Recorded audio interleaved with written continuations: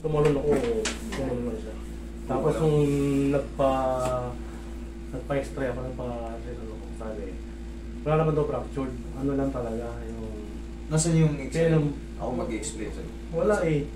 Sa ibang bansa. Okay. Hindi pinicturan. Para Wala makita eh. natin yung ano, kasi meron tayong tinatawag na ano dyan. Yung meniscus, titignan natin. Tapos pinirasahan ako, sa uric acid lang. May uric ka? Yun lang ininom ko, wala na. Yun lang ininom ko. Wala nang ano? Wala na. Oh, wala na pala eh. Hindi, parang ninindak pa rin, parang tumutunog. Paano siya masakit sir sa ano? Sa walking, sa running, o sa hagdan? Pagka sama tatayo ko, tumutunog siya. Tumutunog? Okay. Pag tumutunog nga, kung clicking lang walang problema. Pero kung pag tunog niya, sumasakit. Yan. Gumalaw. Gumalaw niya siya. Okay, sige. Meron kasing ano eh. Kumbaga, gusto kong makita sana. Dapat. Pagka may mga x-ray kayo mga ka-train, malaking bagay yun. Kasi binayaran nyo. I-picture nyo lang kahit hindi nyo madaling ano. Kasi yung height nung ano, yung height nung mga distance, mahalaga yun. Kasi dapat, tulad yan, o di ba may distance tuhod. Minsan kasi nagtatama na yung buto sa buto, kaya pag ginagano mo, tumutunog. Pag nangyari kasi yun, siyempre, ibig sabihin nun, nasira na yung ano, yung namamagitan sa kanya. Kaya nagtama na yung buto sa buto. Dapat talaga, yung clearance niya, nandyan. Oo. Kasi pag pero nung sabi ng doktor, yun sa ano, sabi, pero wala naman talaga. Wala talaga. Pero ikaw, may umaaray ka eh. O, di ba? Hindi. Tumutunog. Kasi parang ano eh. Kasi gumalaw nga siya eh. Almost 9 months na kasi. Pagtalong ko, gumanon siya tapos wala pa, nakapaglaro pa ako nun. Tapos nung ano, medyo namagana, tapos taka ko pinatingin. Sige, higa ka yan. Mahalaga rin kasi yung mga ano, yung mga sukat ng ano natin, joint space.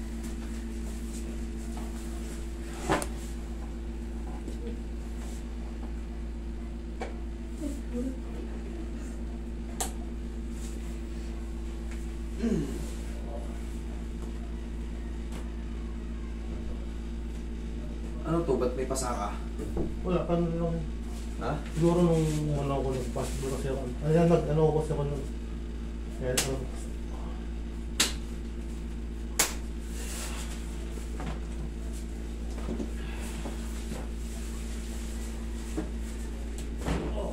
Isa pa. Isa pa. Yo, thank you. Joint pain, joint problem. Alin niyo yan dito? Yun ang mga, remind ko lang ngayon mga 3M. Mahalaga yun. Pagka kunyari nagpapa-medical kayo o nagpapa-hospital kayo, kunin nyo yung binayaran nyo. Kaya pagka ano, kasi picture nyo lang kasi darating ang panahon lalapit kayo sa mga na ganito. Para yung makita kung ano naging problema. Kasi yung mga x-ray na yan, sa x-ray kasi nagpo-focus yan sila sa ano, sa fracture. O walang fracture, wala naman. Kita, walang dislocation. Pero ikaw, alam mo, kaya ka nga lumapit sa ganun dahil may nararamdaman ka sa loob. Hindi na naman kasi fracture ang pasyan. Meron tayong mga ligaments dito. May meniscus sa tuhod. Pag nagbago yung height ng ano natin, yung mga distance, ay sigurado may napunit doon. Lalo, pag ikaw basketball player, alam mo na yan. Magkakaroon, dadaan ka na sa mga injury, tapilo, tuhod, peng pa. Yung iba, matiisin. Lalo pagka player talaga. Pag maraming laro. Kaya lalo lumalala eh. May tama ka na sa tuhod, may sakit na ng konti. Siyempre, takbo, balik-balik, takbo, balik-balik, talon, takbo, balik-balik. Siyempre, yung konting sira, takbo, balik-balik, gano'n ang gano'n. Yung impact ng talon, yung bagsak mo, yung bigat mo. Siyempre, pag punit na yun, unti-unti lalong lalawak yun. Okay. Kaya pinaka-the best sa may mga knee injury, paano nyo muna, pakalay nyo kasi kaya sumasakit yan, kasi lihis yan.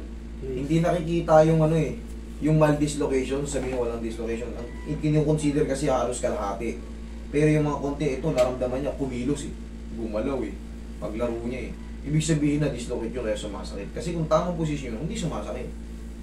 Di ba ganun naramdaman ko? Parang gumalaw ng ganun. Yeah.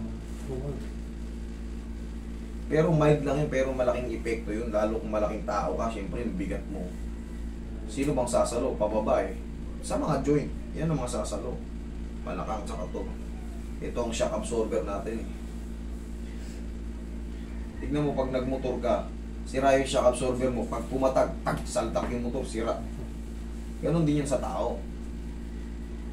Pag tumalon ka, sira yung shock absorber mo. Tigasan mo to. Sipa. Tigasan mo to pataas. Sige, sipa malakas. Lakasan mo. Sige pa. Ako nga. Ito nga, sipa mo to. Sipa mo. Hindi malakasan. Kaya. Ay, ito, lakasan mo rin. Ito, tigasan mo to. Sige, lakasan mo. Sige. Huwag ka matakot dito kayo. Gawin ka rin yan. Sige. Sige pa. Okay. Huwag matakot. Ganyan kalakas mo. Yan. Okay.